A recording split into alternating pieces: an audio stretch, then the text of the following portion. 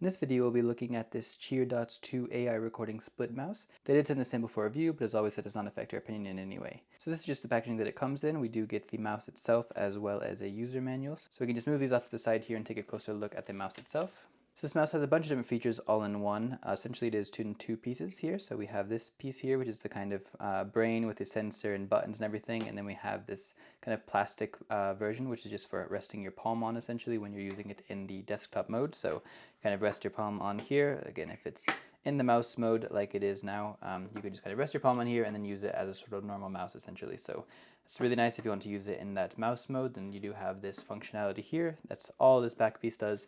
It is just kind of a hard piece of plastic with some sliders on the bottom that essentially just provides space for your palm to rest when you're using it as a mouse. Looking at the actual kind of brain part, as I said here, so this does have a bunch of different features in one. It is essentially a desktop mouse, as I said. It's also a kind of trackpad, which if you're wanting to just use this piece as a trackpad, you're able to do that standalone.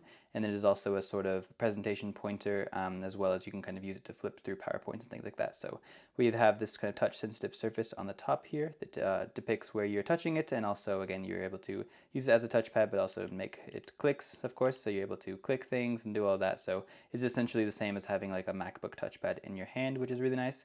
As you can see, it's a pretty small little device, but it's great to be able to walk around a classroom or something like that, and you can use this to really guide the cursor on the screen and do all that as well, which is really cool. So a bunch of functionality there. So just to take you around the mouse itself, on the top here we do have a button for the laser pointer. So there's a laser pointer here, and then there's a microphone here for the AI stuff that we'll get into in a minute. So the laser only works when it is on and in the air mode, but it's cool to have a laser pointer on. So again, if you're walking around a classroom or something, you're able to, push this button and then it will shine a laser on whatever you're wanting to draw attention to, which is cool. On the other side here, we have the AI button. So you can double tap this to make a recording. You can press it once to show the kind of AI tool, or you can hold it to actually ask some questions and things like that, or do a voice to text on your computer. So a bunch of different functionality that does use it as software, but of course we'll show you that in a minute. Then we do have a USB-C port for charging it. And on the back here, we do have the switches to switch between the different modes. So it is off right now, of course, but we do have two Bluetooth modes, so you can connect this to two different Bluetooth devices. I have it currently just connected to my MacBook Pro on the first one, and then an iPad on the second one. So it's very nice to be able to just switch between those without having to actually disconnect it and go into the settings and reconnect it and everything. You can just simultaneously have it connected to two different devices, and switching between those devices is as easy as flipping the switch, which is great. Next, we have the optical sensor, which is, of course, for when you're using it on the desktop as a mouse. Then we do have the ground or air switch. So again, the ground will be just if you're having it connected to this plastic piece and you want to use it as an actual mouse, so that will be activating this optical sensor. Or if you're using it in the air, that's for when you're holding it and it will activate this trackpad. The final button we have here is the DPI and reset button. So if you hold that button, that's what will disconnect it from Bluetooth and allow it to go back into pairing mode. But pushing it a single time will cycle between the different DPI settings, which will change the sensitivity of this optical sensor when you're using it on the ground as a normal mouse. Alright, so now I have the mouse connected to my MacBook just to better show you the functionality. So as you can see, it is just functioning as a pretty normal mouse right now. We do have the sort of left and right click options. All that is a pretty loud, satisfying click, which is super nice. And again, essentially just a normal mouse at the moment.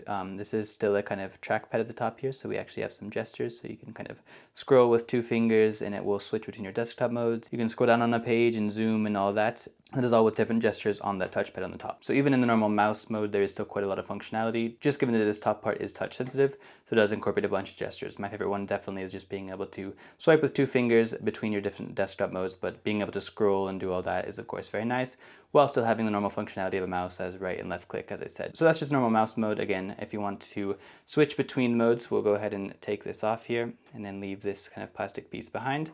And then we can go ahead and look at the back here. So you can just flip the switch to the air mode, and then that will automatically connect it in the air mode. So now this was touch sensitive, and then you get a little notification that you saw that does say it is on air mode.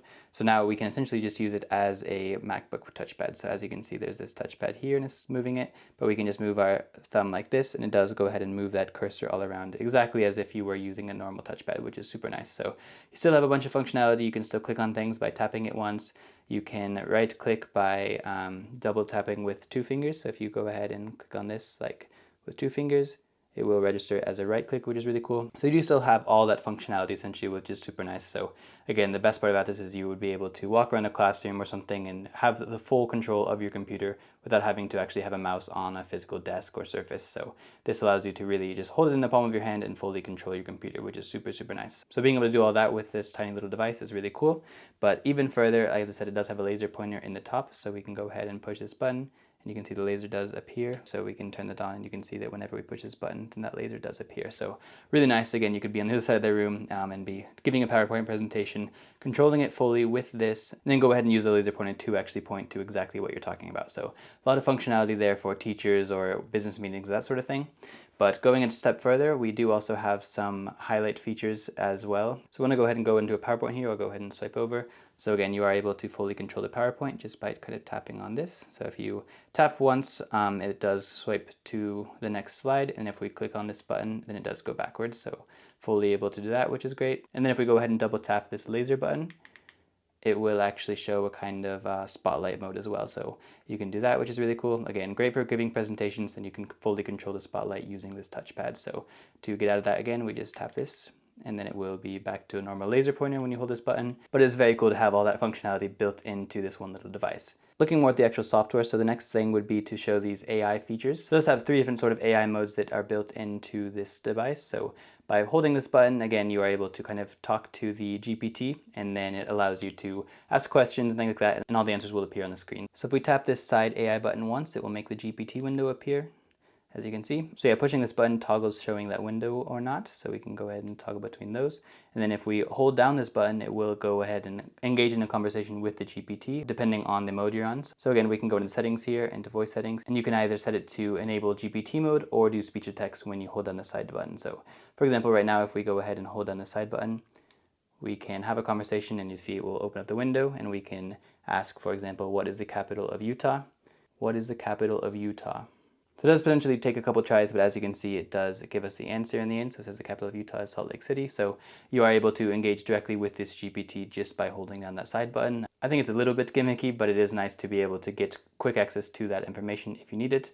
Again, I've had some problems with it really understanding me well, which is unfortunate. So as you just saw here, I said it to several times, it kind of cuts off and it doesn't totally get it on the first try, but it does still work pretty well overall. I think it's much more useful on the other modes. So the other one, if you wanted to go ahead and change to be speech to text. This will essentially just convert whatever you're saying into text. So if you have some notes app open, or even like in a Chrome browser or something, you're able to just hold in this button, speak what you want, and it will present it as text on the text field that you have open. So that's a lot more convenient and practical in my opinion. Again, it still has some issues with actually understanding you, but I do think it's a lot more useful than the GPT mode. It's still kind of useful, of course, but I think you can, have a different GPT open and do speech to text, as well as just use it overall for searching or for adding notes, that sort of thing. But there is one final use for this button, and that is for actually creating a recording. This is by far the most useful in my opinion. So to do that, we just double tap this button here, and then the bottom light will turn red, and you can see that it does kind of show what we're saying here. It says we're speaking. So if we bring this to our mouth here, you can actually go ahead and say whatever you want. You can be talking directly into this. In this bottom right corner, it will have a live transcription of everything you're saying. And then once you are finished, you go ahead and just kind of tap this button again. And then this will process for a second, and it will go into your recordings here. And then we can go ahead and open this, and then it will give us an error here, which is another issue I've been having. But in theory, as you can see, it should give you the audio of your recording. It will give you the original text, so the transcription of what it understood, and then it will give you a summary and the key points of everything you're saying. So this is by far the most useful one in my opinion. Again, it's a bit hit or miss, I've seen. I think the biggest issues with this have been the software. So it doesn't work every time. I have had it work well, I've had it give me this error, I've had it take a long time and then work. So it has been pretty hit or miss overall, but I think with software updates that could be much better. All right, so this one time it worked, so you can see that we do have the original audio of what we said. It kind of cuts off a little bit for both of them. So again, the software is sort of the issue here, but it does give us a summary. It gives us the key points. So it says presence and openness communication, opportunity for the person to speak freely, direct communication into the recorder. So again, everything I was kind of saying into this device, it does give you the key points, summary, and the original text. In terms of the audio quality, it's definitely not great either. I think that's part of why it might have some issues with understanding me, because the microphone is not great. But I'll go ahead and play that for you now. So to bring this to our mouth here, you can actually go ahead and say whatever you want. So you can be talking directly into this. In this bottom right corner, a live transcription of everything you're saying. And then once you are finished, you go ahead and just kind of tap this button again. It will stop the recording. So again, you can definitely understand the recording, but I think the quality is pretty low. Again, it's still enough to be useful, but I do wish the quality was a little bit better on that microphone. So overall, however, I do think it is a very useful device. Again, the software has some issues sometimes, but it does work, I would say, 80% of the time. So when it does work, it's very nice and very convenient. I think especially this recording feature is super, super useful to have the software automatically transcribe it, give you the summary, do all that. That's really cool to have this kind of tool that can just fit in your pocket and do all that. Being able to walk around the classroom or whatever and be able to fully control your computer with this touchpad is also really cool, as well as have the laser pointer, the spotlight feature, and all those AI voice features built in. So it's definitely a really nifty device. Again, it's very useful for educators or in business meetings, that sort of thing. I wish the software worked a little bit better, but that can be updated. So overall, it's still a very great tool that I think everyone should have in their arsenal.